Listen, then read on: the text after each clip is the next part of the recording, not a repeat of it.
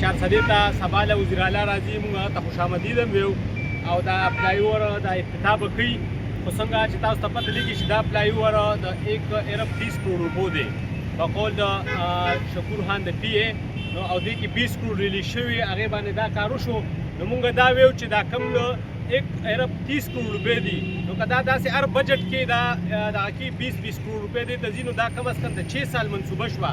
دې چې کوم ځای نیولی دا هم د 6 سال لپاره دی. نو موږ سی ایم صاحب نه دا مطالبه کوو چې هغه سی ایم ډایرکټیو ایشو کړي او په دې زر تر زره کار هم شروع کړي، ځکه هسې نه موږ په دې یېرېږو چې دوی دا افتتاح کوي.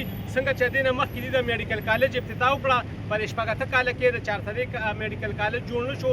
دلته موږ ته د هسپتال غټه ایشو ده، څنګه چې هغې وي ټراما سنټر، په ټراما سنټر خو ډېر مخکې نه هم کار شروع دی.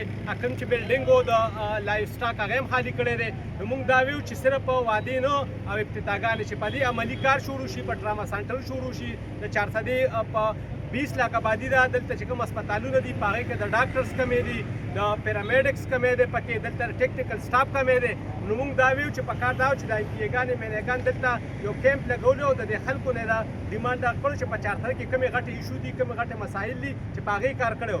دا افتتاح به سبا کوي، دا به صرف هغه سیاسي هغې شو منټي. موږ دا ویو چې دې لپاره د سی ایم ډایرکټیو ایشو کړي او زر تر زره په دې کار شروع کړي. په 20 کروڑ روپۍ که دې ته هر کال منظوري کړي، دا به تقریبا 600 سال پراجیکټ دی. د دې نه به عوامو ته څومره تکلیف وي. نو لهذا موږ هغې ته خوش آمدید هم وایو په چارسدې ته په راتلو باندې، او امید هم ساتو چې هغه د چارسدې په هیلث چې کوم سیکټر دی په هغې کې ډېر زیات مسلې دي.